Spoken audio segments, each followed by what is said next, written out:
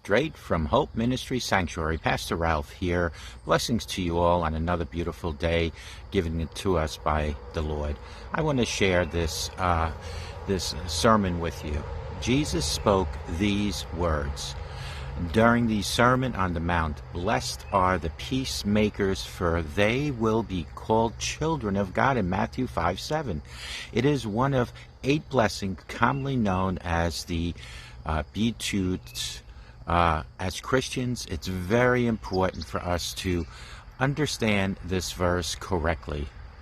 Throughout my years as a pastor, I have frequently heard people incorrectly say, "Blessed are the peacekeepers." That's a drastic error, even though it's only a slight change in terms. Peacemakers strive to create peace and attempt to reconcile things and people that are in odds with one another. Peacekeepers, on the other hand, are the strive to keep peace at all costs. Solomon in Proverbs 10:10 says the following: "People who wink at wrong cause trouble, but a bold reproof promotes peace." Peacekeepers, by not acknowledging wrongdoing in an effort to maintain peace, are actually winking at them. Peacekeepers and peacemakers can actually be considered completely opposite of one another. That's right. Southern white men and women who were complicit in Jim Crow segregation were peacekeepers. They wanted to maintain things as they were without discord or change. They wanted to keep the peace as it was, racism disguised as peace. Civil rights activists had to sometimes disturb the peace in effort to make room for real peace. This also happens within the walls of our churches.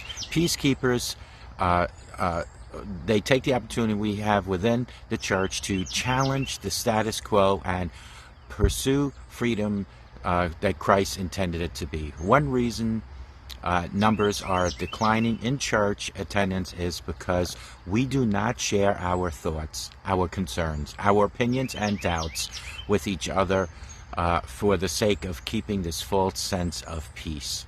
And then members get so upset because they feel like they have no voice, that they leave never to grace the door of the church again.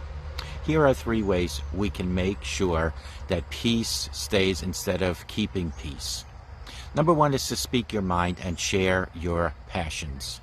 Peacekeepers do not want to create discomfort and hurt by disrupting the peace. It is important to realize that not all hurt is harmful hurt. The disciples are a prime example of this. They first had to disrupt peace to usher in an event greater than peace. If they wanted to sharply keep peace, they would have never mentioned Jesus' name ever again. Number 2 is to share discomfort, pain, and hurt. Humans are created to be social creatures, but peacekeepers often feel like their needs, thoughts, and pain or grievances do not matter. So instead, they just let all of that build up. They keep it to themselves and are distant for life. Create a space within your community and your church for others. Share that they really feel without fear of backlash. It's a messy process at first, but ultimately it allows for real engagement and purpose to happen. And number 3, engage people with who are different in race, age, region, sexual orientation, etc. We often avoid people who are different. They could be different from us in order to keep peace that might be disrupted if we engage others who may view the world differently. Whether it's race, relationships in America, or speaking with your Muslim or gay neighbor, it is important to make peace with each other, not keep a sense of prejudice that's narrow-minded or even put fear in people. What is surprising is that an effort to keep the peace, many are actually sinning and turning people away from the church.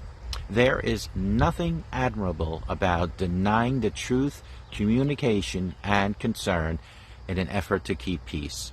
In fact, it does quite the opposite.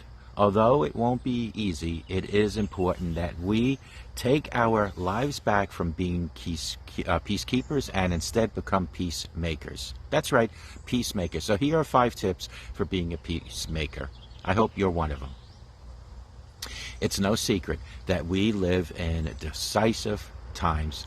Division cuts across the fabric of our many communities, churches, and even families. And quite often we underestimate what it is capable of doing. So we understand that and accept our opinions and perspective thinking. One of Jesus's sermons on the Mount says, "Blessed are the peacemakers, for they will be called children of God," in Matthew 5:9. You can hear the Sermon on the Mount in this in a clip from Jesus's film.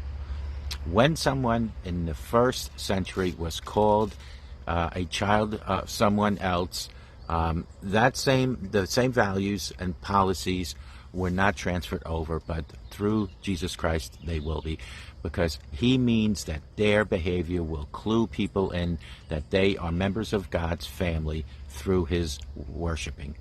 So what is peacemaking? When it comes to peacemaking, it's critical to get the topic right. Jesus himself said the following: "Do not suppose that I have come to bring peace to the earth. I did not come to bring peace, but a sword, for I have come to turn a man against his father, a daughter against her mother, a daughter-in-law against her mother-in-law. A man's enemies will be the members of his own household," in Matthew 10:34 through 36. So how do we reconcile the call to be peacemakers with the reality that Jesus' way, a very message, causes division? First of all, we must recognize that the division Jesus brings is a chosen response to him. The Lord doesn't create conflict, but humanity's sinful postures often responds to Jesus in ways that increase tensions and cause further division. This is important to understand because peacemaking isn't about doing anything to end conflict. If we do that, we will eventually be compromised. That's why Jesus warns us, "Woe to you, and everyone speaks well of you, for this is how their accosters make false prophets." That's right. Peace at any cost isn't the goal. So what is? Well, when we talk about making peace, we are talking about reconciliation. We are talking about doing whatever is in our power to build bridges and create opportunities for relationships to be mended and strengthened. That's right. Here are 5 tips that make peacemaking possible. Number 1 is take responsibility for reconciliation. Being a peacemaker doesn't just mean that you are doing the work necessary to maintain your relationships. It also means that you are willing to do what you can to improve others and their folks. Suppose you have 2 friends who are having difficult times together. There's often temptation to avoid that issue, to stay above the fray or to choose sides, but a peacemaker looks for opportunities to meditate heavily interaction and create opportunities for the peace. Number 2 is to avoid sweeping generalizations about others. One of the problems Jesus addresses was the tendency of his day's religious authorities to that people stereotyping. All Samaritans are, how am I going to say? They are all responsible for this. The kingdom of God diminishes the false little stories about other people, groups. Paul tells us much when he shares about the cross addressed the charm that exists between the Jews and the Gentiles. For he himself is our peace, and that would make two groups and has destroyed the barrier, the dividing wall of hostility by setting side in his flesh and the law with the commandment and the reputation. His purpose, my friends, was to create in himself one new humility so that all of the people can reconcile and go through God and ask for guidance and ask for direction.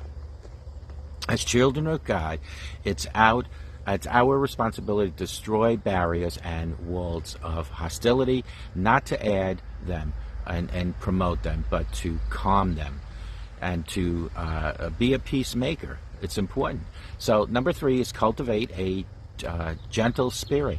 It might be surprising to discover, but nice isn't necessarily the goal of peacemaking.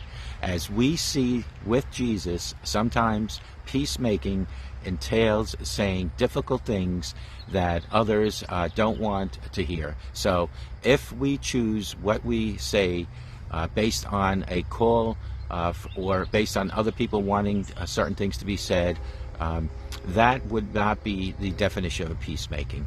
So gentleness, on the other hand, addresses the way we wade into difficult situations, and common sense as well.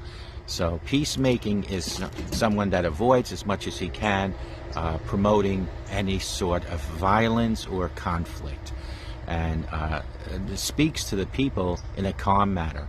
Number 4 is be patient with others and yourself. Listen, Paul tells the Ephesians, be completely humble and gentle, be patient, bearing with one another in love. And that's in Ephesians 4:2. Patience is so critical because it gives us the stamina to work through a typical process of making peace. There isn't always a quick fix to rational brokenness. Sometimes you have to work through difficult stuff and feel like you're going backwards before you make any way a real progress ahead. Patience flows from our faith and hope, and you're doing real kingdom work when you show the patience and the efforts. Number 5 is don't vent about others. Being a peacemaker is about consistency of character.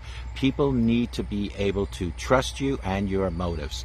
When you vent about difficult people and situations, people doubt your sincerity and don't feel that they can be open with you.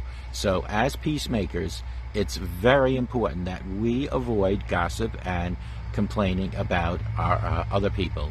Venting about others also impacts our attitude. That's right. When we indulge our negative feelings about individuals or situations, it helps solidify those feelings in our mind. Peacemaking place a premium on reconciliation, and it helps to promote the honest feelings that we have towards each other in life. So blessed are the peacemakers, for they will be called children of God. Matthew 5:9. May God always bless each and every one of you watching and listening to me, and may you all have a great life with Jesus Christ in your life. And straight from Hope Ministry Sanctuary, God bless you. Bye-bye now.